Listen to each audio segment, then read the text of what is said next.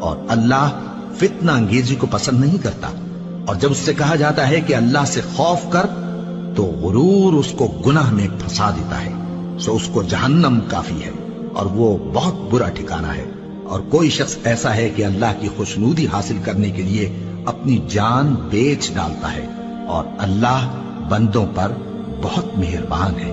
مومنو، اسلام میں پورے پورے داخل ہو جاؤ اور شیطان کے پیچھے نہ چلو، وہ تو تمہارا کھلا دشمن ہے۔